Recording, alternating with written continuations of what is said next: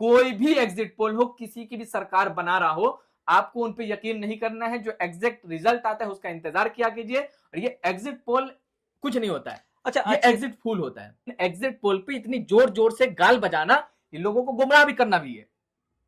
हरियाणा का exit poll देखा ना आपने? हरियाणा का एग्जिट पोल देखा ना, क्या हुआ हरियाणा का? अरे छोड़िए हरियाणा, छोड़िए, यही बिहार की बात करिए। पिछली बार सरकार किसकी बन रही थी वो बताइए।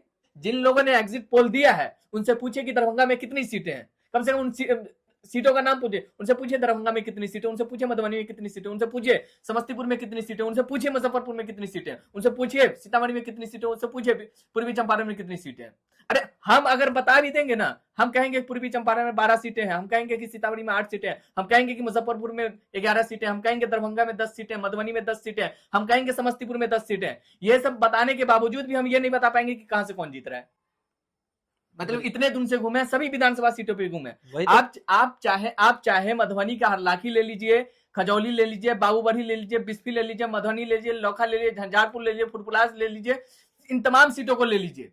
हम सब सीटों पे घूमे हैं, लेकिन फिर भी नहीं बता पाएंगे कौन कहां से जीते। एक अंदाजतन हो सकता है, लेकिन कॉन्फिडेंस के साथ कभी नहीं बता सकते कौन कौन जीत रहा है। आप दरभंगा आ जाइए, दरभंगा को कुशेश्वर स्थान लीजिए, गौराबराम लीजिए, बेनीपुर लीजिए, अलीनगर लीजिए, दरभंगा ग्रामीण लीजिए, केवटी लीजिए, जाले लीजिए, दरभंगा शहर लीजिए, बहादुरपुर लीजिए, हायाघाट लीजिए, 10 विधानसभा सीटें, हम सभी विधानसभा सीटों पर घूमे, फिर भी नहीं बता पाएंगे कौन सीटें कौन जीत रहा है। आप समस्तीपुर चले जाए, समस्तीपुर में मोहिद्दीनगर ले लीजिए, आप समस्तीपुर में क्या कहते हैं उजियारपुर ले लीजिए, मोरवा ले लीजिए, सराय रंजन ले लीजिए, समस्तीपुर टाउन ले लीजिए, ठीक, वारिस नगर ले लीजिए, उसके अलावा हसनपुर ले लीजिए, उसके बाद रोसड़ा ले लीजिए, इन सभी सीटों, कल्याणपुर ले लीजिए, सारी सीटों पे हम घूमे, उसके बावजूद नहीं बता पाएंगे कौन सीटें कौन जीत रहा है। उसके बाद आप चलिए मुजफ्फरपुर में चलिए, मुजफ्फरपुर में चलिए, वहां पर से पारू ले लीजिए, साहेबगंज ले लीजिए, मुजफ्फरपुर टाउन ले लीजिए, औराई ले लीजिए, गायाघाट ले लीजिए, कुडली ले लीजिए, बोछा ले लीजिए, इन कांटी ले लीजिए, सकरा ले लीजिए, इन सभी सीटों पे घूमे, उसके बावजूद नहीं बता पाएंगे कौन सी सीटें कौन जीत रहा है। उसके बाद चलिए सीतामढ़ी चलिए, बेलसन ले लीजिए, सुरसन ले लीजिए, परिहार ले लीजिए, बाजपट्टी ले लीजिए, इन तमाम विधानसभा, समस्तीपुर, सीतामढ़ी कुटाउन ले लीजिए,